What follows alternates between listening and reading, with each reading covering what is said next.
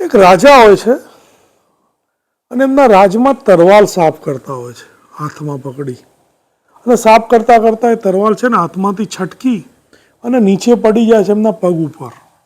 એટલે પગની આંગળી કપાઈ જાય છે અને આંગળીમાંથી લોહીની ધાર વહેતી હોય છે.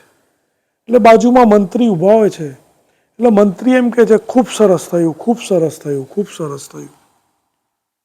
એટલે મંત્રીનું આ વાક્ય સાંભળીને રાજા ગુસ્સે થઈ જાય છે અને ગુસ્સે થઈ અને મંત્રીને એવું કહે છે કે આ મારા પગની આંગળી કપાઈ ગઈ છે અને આમાંથી લોહીની ધાર વહેતી જાય છે અને તું એમ કહે છે ખૂબ સરસ થઈ ગયું, પૂરી દો આ મંત્રીને જેલમાં. એમ કરીને મંત્રીને રાજાના કેદખાનાની જે જેલ હોય છે એમાં પૂરી દે છે. પછી ઘણો સમય વીતી જાય છે. એટલે એક દિવસ રાજા છે ને શિકાર કરવા જાય છે જંગલમાં. એટલે એમના સૈનિકો એમની સાથે હોય છે શિકાર કરવા, પણ પછી રાજા અલગ વિખૂટા પડી જાય છે શિકાર કરતા કરતા અને ખૂબ અંદર ઘમઘોર જંગલમાં જતા રહે છે. હવે ત્યાં જંગલી પ્રજા બધી મળે છે જંગલમાં. એટલે જંગલી પ્રજા છે ને રાજાને પકડી લે છે. પકડી અને એમના જે જંગલના જે એ પ્રજાના જે રાજા હોય ને એમની પાસે આ રાજાને લઈ જાય છે.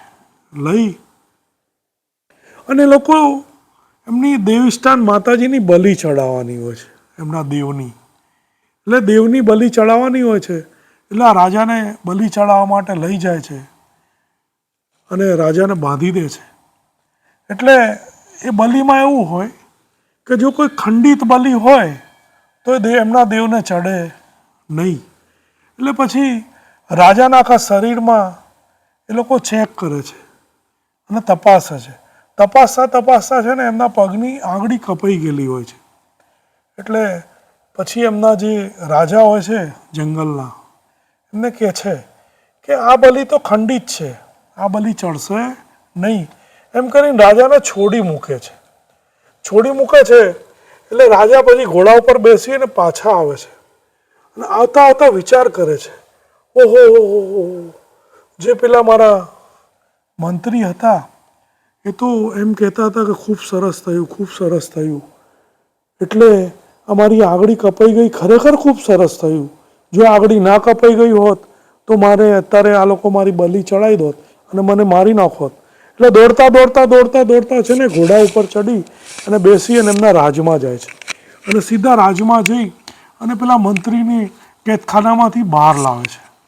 બહાર લાવી અને એને પૂછે છે, ઓહો તે તો મને બચાવ્યો, તે તો ખૂબ સરસ થયું, હવે મને સમજાયું અને મને બચાવ્યો, પણ તે આટલા દિવસ જેલમાં શું કર્યું? એટલે પછી મંત્રી છે ને રાજાને જવાબ આપે છે કે જો ખરેખર આ સરસ ના થયું હોત અને જો તમે મને જેલમાં ના પૂર્યો હોત અને જો મારો ભગવાન મારો પ્રભુ જો ના આવ્યો હોત તો રાજાજી હું તમારી સાથે હોત, તો તમારી બલિ તમે ખંડિત હતા, આ તમારી આંગળી, તો તમારી બલિ એમને કબૂલ ના કરી તો પછી હું તમારી સાથે હોત તો મારી પણ બલિ ચડાવી દોત. એટલે ભગવાને જે કર્યું ને એ સારું કર્યું, મને જેલમાં પૂર્યો એ સારું થયું અને તમારી આંગળી કપાઈ ગઈ એ પણ સારું થયું. એટલે પ્રભુ ભગવાન મારો રામ જે કરતો હોય ને એ સારા માટે જ કરતો હોય છે. ખરેખર જો તમારો સ્વીકાર ભાવ હોય ને અને જો તમે સમજ હોય ને અને પરમાત્માને એમ કહો કે તું જે કરે મારા હરી સારું જ કરે છે, તમે જો ખરેખર એને સમર્પિત થઈ જાઓ ને, ભગવાનની જો ખરેખર શ્રદ્ધા હોય ને તો એ સારું જ કરે, એ જ તમારો બચાવ કરે. જય પ્રભુ, જય ગુરુદેવ.